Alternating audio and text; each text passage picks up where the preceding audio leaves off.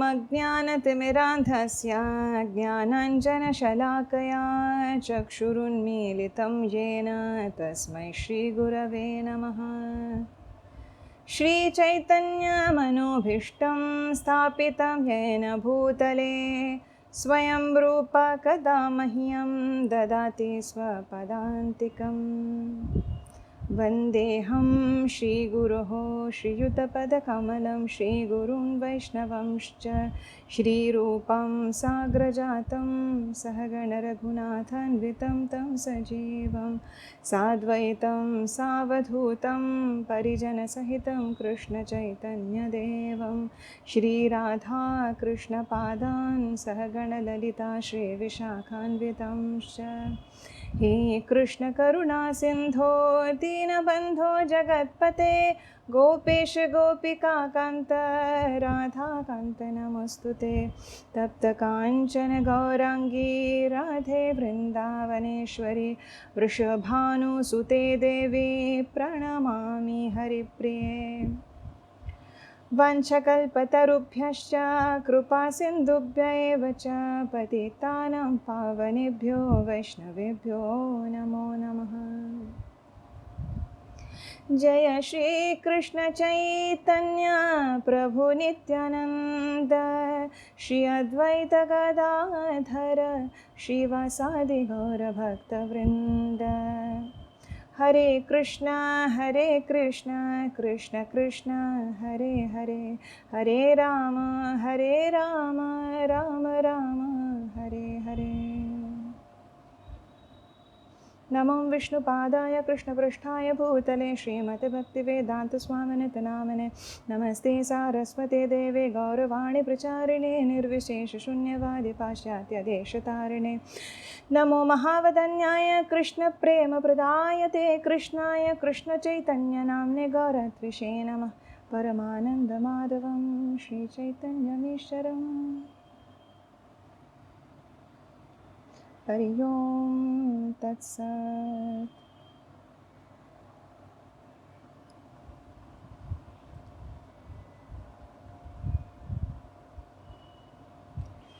Welcome.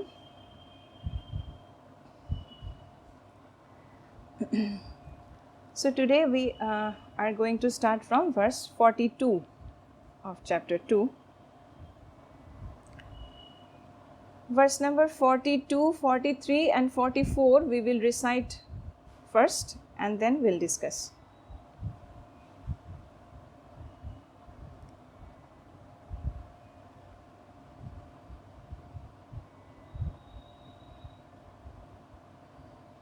Thank you.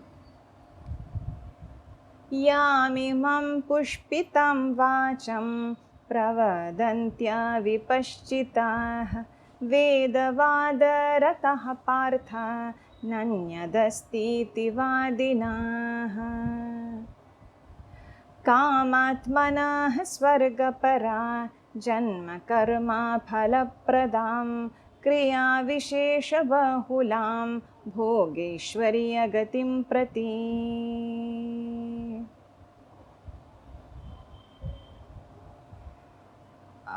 Please verse number 44 also. Then we will get the synonyms and translation. भोगेश्वर्य प्रसक्तानां तयापहृतचेतसां व्यवसायात्मिका बुद्धि समाधौ न विधीयते।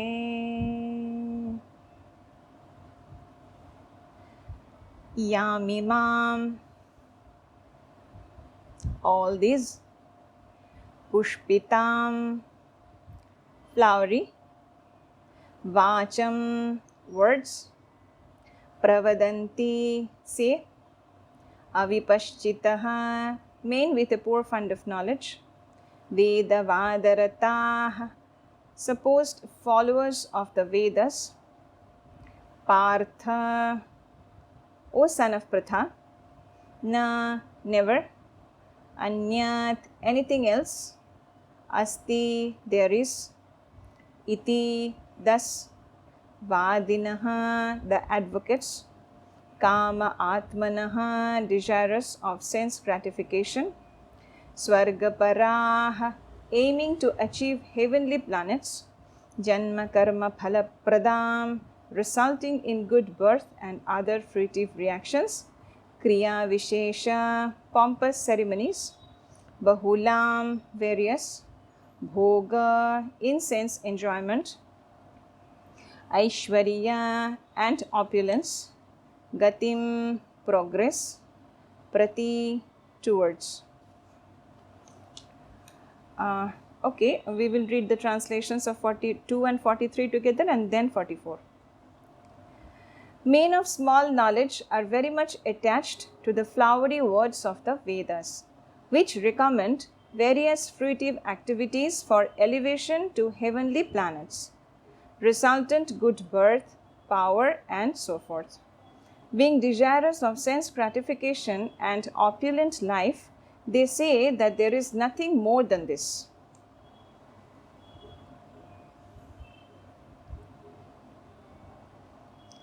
For verse 44, Bhogeshwarya Prasaktanam. Bhoga, to material enjoyment, Aishwarya, and opulence. Prasaktanam, for those who are attached. Taya, by such things. Aparhita chetasam, bewildered in mind. Vyavasaya atmika, fixed in determination. Buddhihi, devotional service to the Lord. Samadhau, in the controlled mind. Na, never. Vidhiyate, does take place. Translation. In the minds of those who are too attached to sense enjoyment and material opulence, and who are bewildered by such things, the resolute determination for devotional service to the Supreme Lord does not take place.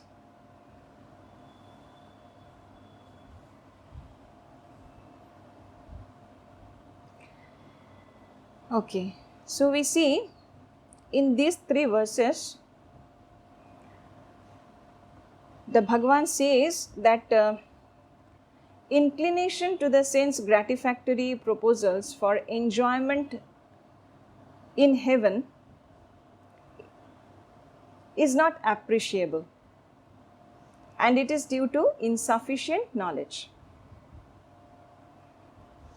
And such people who are inclined to this sense gratification have no faith in liberation from material bondage, and they are very much attached to the pompous ceremonies of Vedic sacrifices, that is yajnas. They are generally sensual and don't want anything other than heavenly pleasures. They cannot think beyond this. So they base their life on the Karmakanda part of the Vedas, where the fruitive activities are recommended. But what is its limitation? Bhagavan says in chapter 9, verse number 21, that te tam bhuktva svargalokam vishalam kshine punya martyalokam vishanti. So, Bhagavan proves here that the obviousness of falling down from the heavenly planets to the earthly planets after the exhaustion of the fruits of pious activities. Whereas, yadgatva na nivartante tad dhama paramam mama, in chapter 15, Bhagavan will say, Purushottama Yoga. So, if one can attain the supreme abode by pleasing the Lord in every possible way, he will not return to this impermanent material world again. So here in this connection, I would share a very beautiful story from the Mahabharata. It is a story of one sage. His name is Mudgal Rishi. So this Mudgal Rishi was a very austere person. He was following severe austerities and penances he would feed himself and his entire family once in every 15 days. And that too on the basis of the residual in the field after the farmers take away the grains. So it so happened that Durvasa Muni, as we know well about Durvasa Muni, he has a great tendency of tasting people in various ways. So this Durvasa Muni decided to examine Mudgal Rishi. So he came for 6 consecutive fortnights as a guest and accepted all the food,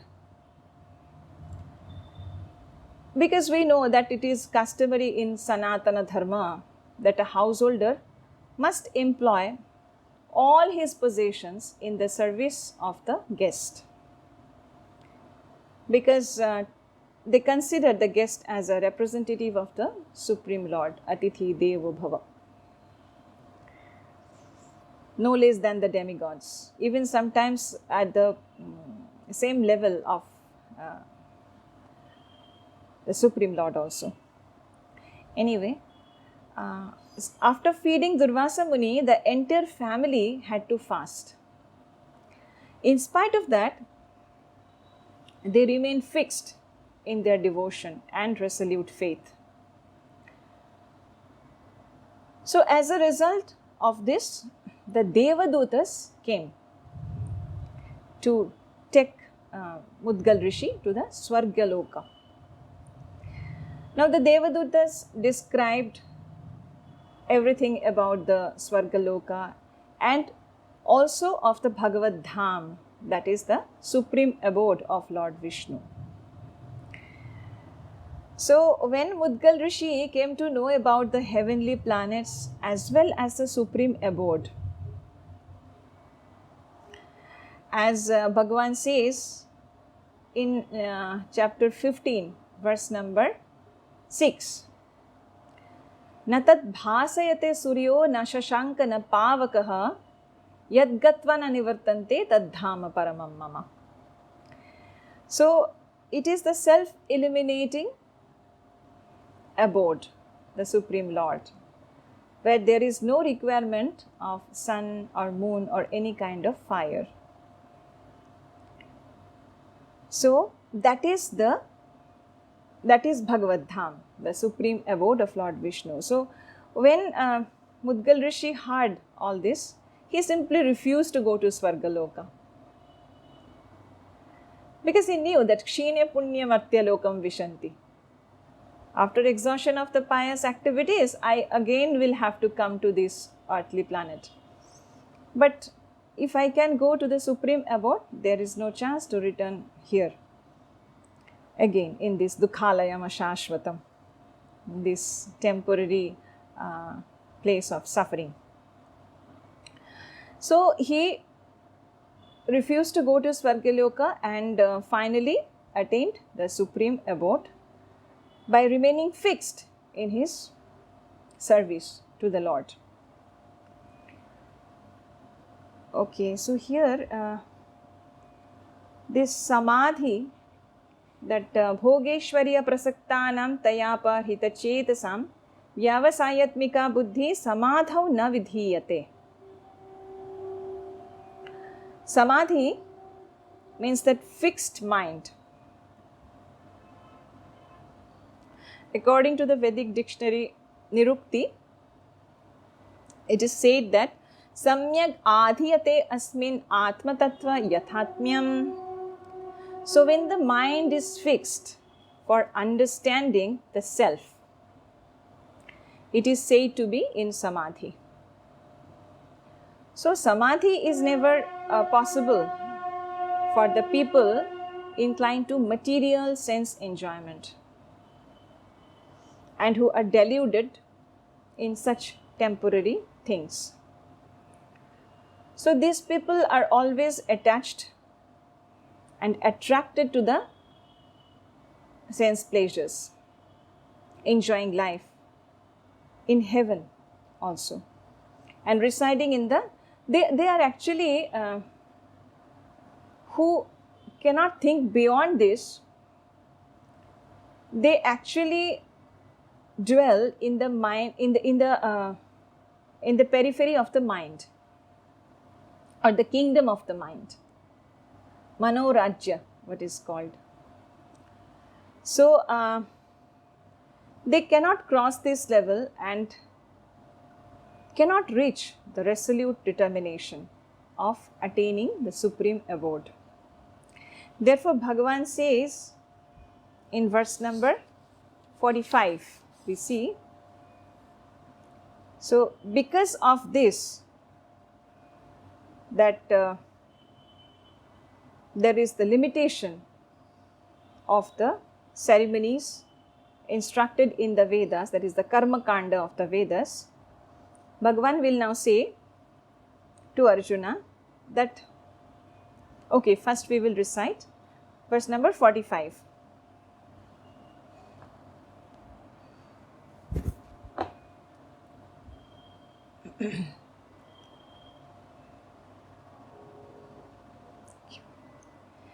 Traigunya Vishaya Veda Nistraigunyo Bhavarjuna Nirdvandvo Nityasatvastho Niryogakshema Atmavan.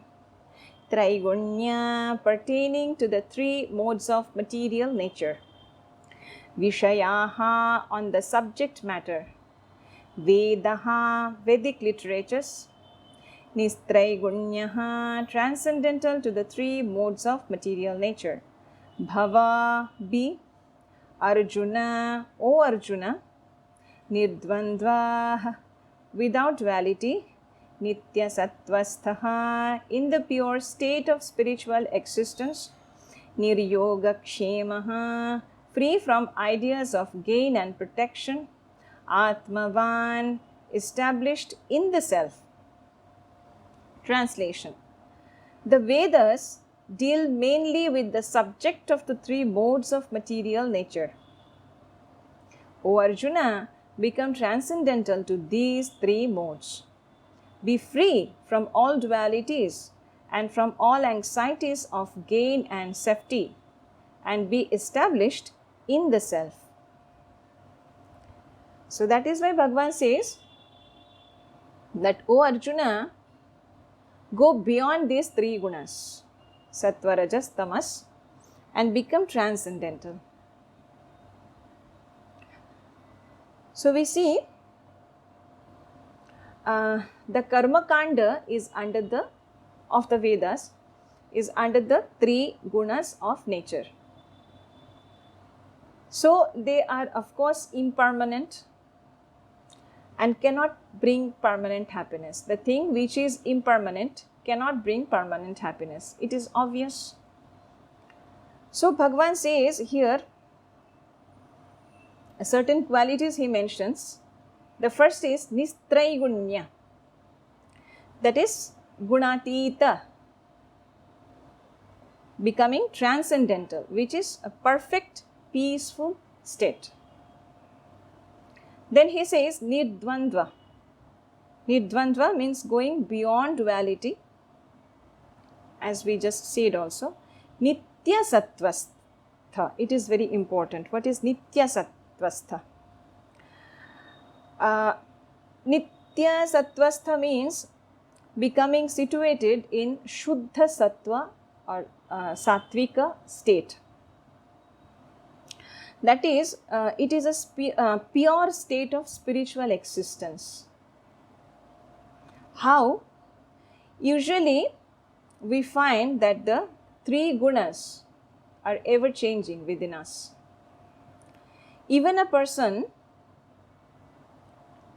who has more of Sattva guna, who is almost, who is said to be of Sattvika nature. So most of Sattva guna, anytime he can be overpowered by Rajoguna or Tamoguna. So it is said that to be steady in Sattva by subduing Rajo and Tamoguna is the condition of this Shuddha Sattva. Bhagavan is saying Arjuna to be in that level. And then Niryoga Kshema means free from the desire of gain and protection. As Bhagavan says, Ananyas chintayanto mam ye jana pariyupasate tesham nityabhiyuktanam yoga kshemam vahamyaham. The very beautiful verse that we find. So it means that the transcendental devotees don't endeavor for anything material. It is the Lord who arranges everything for them and preserves them also for them. But they don't endeavor for anything. They are only engaged in the unalloyed devotional service and fixed in that. And then Bhagavan says Atmavan. Atmavan means established in the self or be fixed in Atma Swarupa. So we see that when this Karmakanda part of Vedas is over, then spiritual realization is offered in the form of Vedanta or the Upanishads. Athato Brahma Jignasa.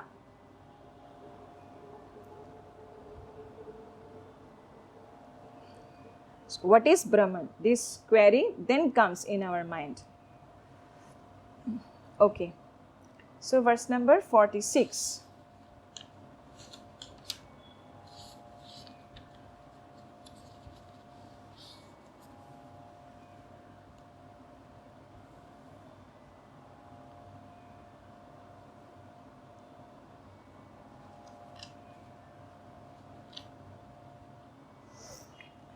Yavanartha udapane sarvatah samplutodake tavan sarveshu vedeshu brahmanasya vijanatah.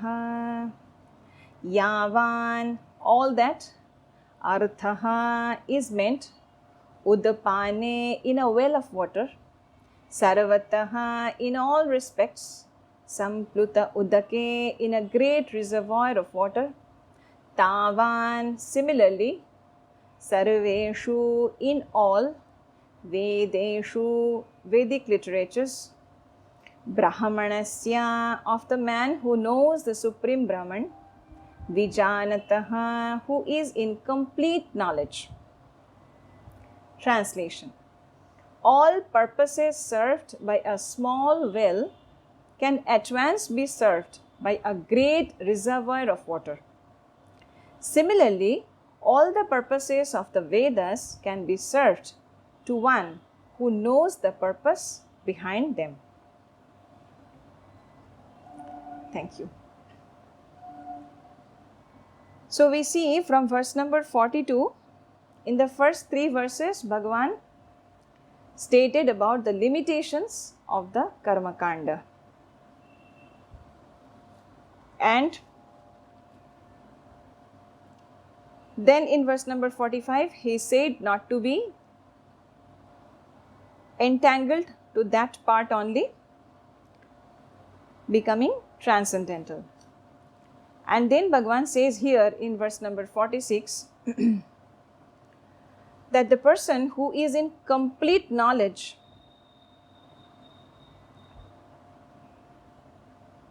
should know the purpose behind the Vedas, and therefore he can never get attached to the rituals only. So if we know the purpose behind the Vedas, then instead of getting attached to the rituals, we will think in a different way. For a common man, we see it is very difficult to study all the Upanishads thoroughly in this difficult age of Kali. And the same purpose can be served by the chanting of the holy name of the Lord with unalloyed devotion in the heart. Though that is also not very easy, as we know that, how difficult it is. But I mean, to go to that level. But yes, of course, it is much easier than that of the studying all the Upanishads and Brahma Sutra, etc. Okay, so we see in this connection,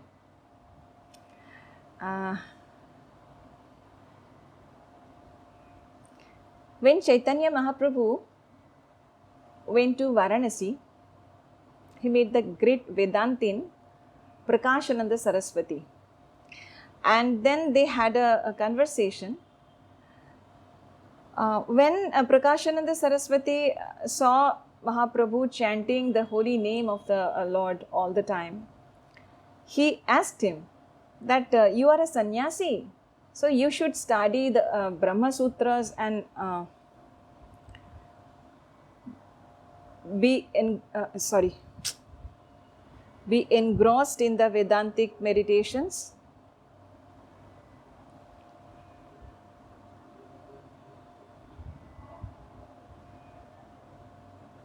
Sorry, there is a technical fault.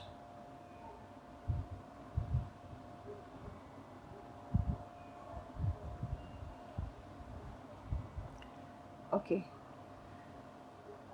So what I was talking about, yes, Prakāśānanda Saraswati, he said that you are a sannyasi and you should be engaged in the studies of the Brahma Sutras and be engrossed in the meditation, in the Vedantic meditation. But you are always doing, chanting the holy name of the Lord like a sentimentalist. So then Chaitanya Mahaprabhu answered that my spiritual master has found me a great fool, and therefore he asked me to chant the holy name instead. Murkho tumi tomar nai vedante adhikar. So that he said, Chaitanya Mahaprabhu said that his guru told him this. So what does it mean? It means that in this difficult age of Kali, most of the population are not very intelligent, and without the sufficient education to understand the Vedanta philosophy. And if we are unable to follow the Varnashrama system strictly, then it is actually impossible to get liberation by wisdom only. If one is not a brahmachari or a sannyasi, it is impossible to study systematically all the Upanishads, Vedanta Sutras, etc. Being in the midst of the samsara, that is in the householder's life, it is actually not possible. So studying the Vedanta Sutras, the Upanishads and the Vedantic meditation, and thus going beyond this material bondage and getting liberation, it is actually impossible. So we see that, and we should not trouble ourselves in that path also, because we see in Bhagavad Gītā only we will find that Bhagavan Shri Krishna is the knower of the Vedas, the compiler and the knowable of Vedanta philosophy. Vedescha sarva ahameva vidyo vedanta krit vedavid eva chaham. In verse number Bhagavad Gītā 15.15. Chapter 15, verse 15. Bhagavan says that Vedescha sarve aham eva vidyo. I am the knowable of all the Vedas. By studying all the Vedas, you are ultimately going to know me. Vedanta Krit, I am the compiler of the Vedanta. And Vedavid eva chaham, and I am only the knower of the Vedas. So we can say that a topmost Vedantin is he who can chant the holy name of the Lord relentlessly. It is the most intelligent way, or the smart way we can say. without undergoing so much stress, we can get this smart way to reach the Lord in this difficult age. So people who follow the rituals of the Vedas say sometimes, they sometimes are actually trapped in the in the periphery of the prescribed rules and regulations, and it may not always be beneficial also to the entire world. Why not? Because we see that for an example, the Kshatriyas, according to the social law, must accept an invitation to play chess, pasha, and according to the social law also, the defeat in the game is just equal to the defeat in a battle, and we have to accept it in that way. And that is why, see, when Draupadi was insulted in the vicious assembly, nobody could protest because of this. So this is the limitation of the material laws. So when the people consider these rules and regulations as the highest, they are of course not very intelligent. And that is why Bhagavan says clearly in the last chapter, we will see Sarva Dharman Parityajya Mamekam Sharanam Vraja. So we see the dharma which cannot protect the innocent people,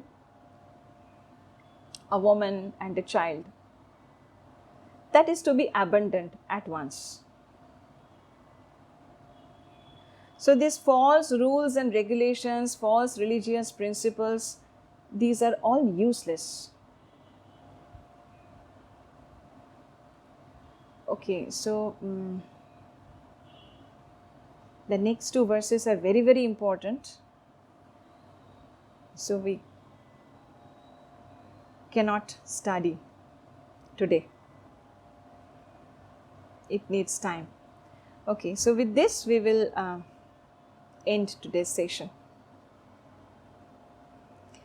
Vancha kalpatarubhyascha kripa sindhubhya eva cha patitanam pavanebhyo vaishnavebhyo namo namaha.